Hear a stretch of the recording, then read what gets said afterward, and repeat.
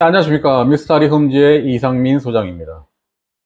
오늘 이 시간에는 요즘에 지제 역세권 개발과 관련해 가지고 그 현지의 그 상황을 보면 제가 예전에 겪었던 일이랑 똑같이 하고 계시더라고요. 그래서 어떻게 하고 계시는 걸 한번 보여드리도록 하겠습니다. 지금 이렇게들 하고 계십니다. 이 방식은 제가 2000년도 초반에 강일동 도시개발을 할 때랑 달라진 게 하나도 없습니다. 머리띠 두르고 대표하시는 분이 나와서 이렇게 연설하고 다른 분들은 이렇게 주먹 쥐고 결의를 다집니다. 이런 식으로 시청이든 어디든 가서 이렇게 머리띠를 두르고 시위를 합니다. 이렇게 행진도 합니다. 이분은 보니까 평택 지제역세권 비상대책 총연합회 2구역장 일하는 분이시네요.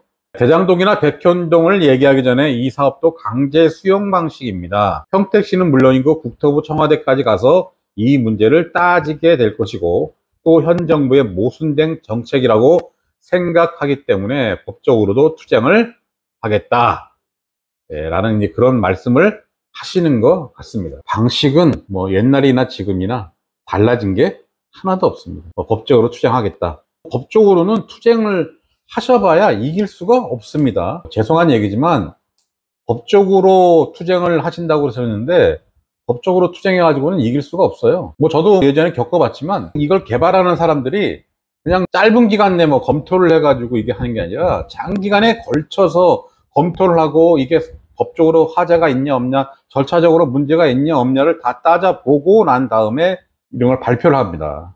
그렇기 때문에 절차적으로 하자를 잡기가 진짜 쉽지가 않아요.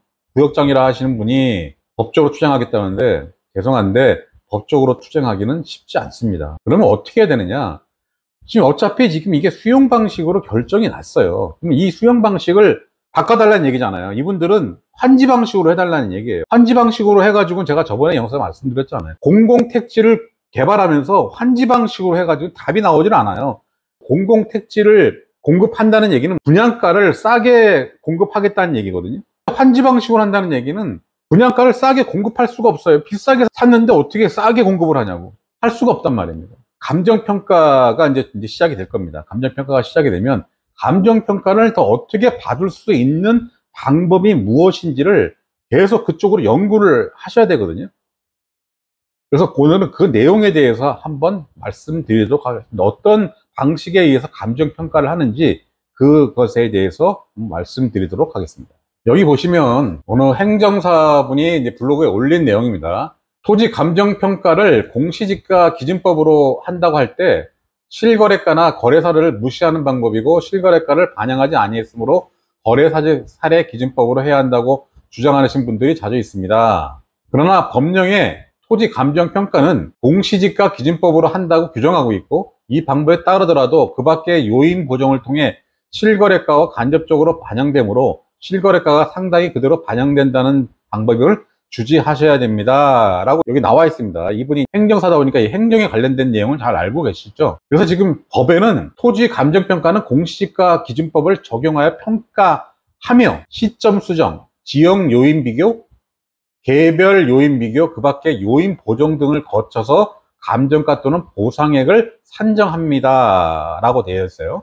그래서 공시지가 기준법을 적용한다는 것은 표준지 공시지가를 기준으로 적정한 방식으로 토지의 감정가액, 보상가액을 산정한다는 것이지 표준지 공시지가 또는 개별 공시지가가 그 자체로 토지의 감정가액을 산정하는 뜻이 아니다라는 얘기예요. 제가 저번에 말씀드렸듯이 기준은 표준지 공시지가를 기준을 하지만 표준지 공시지가를 바로 그냥 주는 것이 아니라 시점 수정, 지역 요인 비교, 개별 요인 비교, 그 밖에 요인 보정이라고 하는 가중치를 둬서 최소한 공시지가보다는 위에 있는, 제가 말씀드렸던 1.2배에서 1.5배까지 통상적으로 그렇게 한다라고 말씀을 드렸는데 여기에 보시면 그 밖에 요인 보정에 대한 그 내용이 나와 있어요. 이게 무슨 얘기냐면 토지 감정평가, 토지 보상단가 또는 보상액이 제대로 산정되기 위해서는 결국 실거래가와 가까운 지가가 산정되기 위해서는 그 밖에 요인 보정치가 명확하고 합리적으로 도출되어야 합니다. 그러니까 그 밖에 요인 보정치라고 하는 이 부분이 정확하게 어떻게 이걸 보정을 해야 되는지에 대한 규정이 나와 있질 않습니다. 일반적인 감정평가사들이 그냥 자기네들이 그동안에 해왔던 선례대로 일률적으로 한다는 거죠. 근데 이게 법에는 어떻게 하라는 뭐 산술식이라는 게 이게 나와 있질 않아요. 그래서 여러분들이 다툼을 해야 될 부분은 뭐냐면 바로 그 밖에 요인보정이라는 요인보정, 대상 토지의 인근 지역 또는 동일 수급권 내 유사 지역의 가치 형성 요인이 유사한 정상적인 거래 사례 또는 평가 사례들을 고려할 것. 대법원 판결에는 뭐라고 나와 있냐면요, 수용 대상 토지의 정당한 보상액을 산정함에 있어서 인근 유사 토지의 정상 거래 사례나 보상 선례를 반드시 조사하여 참작하여야 하는 것은 아니고, 인근 유사 토지가 거래된 사례나 보상이 선된 선례가 있고 그 가격이 정상적인 것으로 적정한 보상의 평가에 영향을 미칠 수 있는 것임이 입증된 경우에는 이를 참작할 수 있는 것이나, 단순한 호가시대나 담보 목적으로 평가한 가격에 불과한 것까지 참작할 것은 아니다. 그러니까 우리가 일반적으로 얘기하면 우리가 부르는 그런 호가를 반영할 수는 없지만, 그래도 그 전에 거래된 사례나 아니면 보상이 된 선례가 있으면 그 가격이 정상적인 것으로 적정한 보상의 평가에 영향을 미칠 수 있는 것임이 입증되는 경우에는 이를 참작할 수 있다라는 거예요.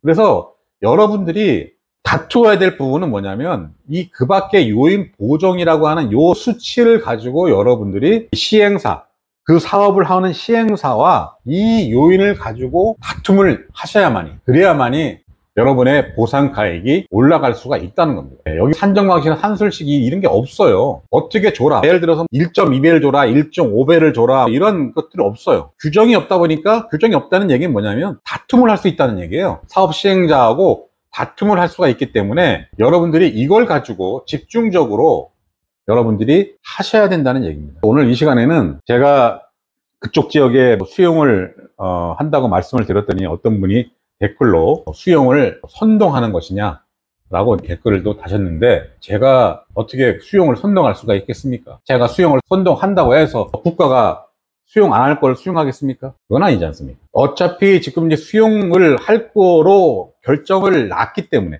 향후에 어떻게 또 변동이 될 수도 있습니다. 변동이 될 수도 있지만 공익사업 같은 경우에는 중간에 취소되는 경우가 그렇게 많지가 않습니다. 특히나 이거는 대통령 공약사항을 이행하기 위해서 거기에 걸맞는 신도시가 필요했기 때문에, 그래서 이거 결정이 난 거라 쉽게 취소되지는 않을 거라고 예상이 됩니다. 그러면 결정이 난 상황에서 법적인 투쟁, 이걸 뭐 취소시키고 평택시장 사퇴시키고 이걸 투쟁할 것이 아니라, 제가 말씀드렸던 이 내용을 여러분들이 다툼이 있을 수가 있잖아요. 지금 이거는 법에 규정되어 있는 것도 아니기 때문에 여러분들이 그 전에 거래되었던 거래 사례, 그 다음에 보상이 됐던 보상 선례, 뭐 이런 것들을 잘 좀 찾아내셔가지고 그런 걸 가지고 사업 시행자하고 다툼을 해야 된답니다. 그렇게 되면 지금보다는 좀 더 공시지가의 뭐 1.2배, 1.5배가 통상적인 보상 금액이었지만 그거보다도 더 수치를 높일 수가 있기 때문에 그걸 가지고 여러분들이 사업 시행자하고 다툼을 하시라, 투쟁을 하려고 해도 그런 것을 투쟁하라는 얘기입니다. 오늘 이 시간에는 감정평가를 하는 기준이 있는데 그 기준에 대해서 아직까지 좀 다툼의 여지가 있는 부분에 대해서 오늘 말씀드렸습니다. 오늘 영상 여기서 마치도록 하겠습니다. 감사합니다.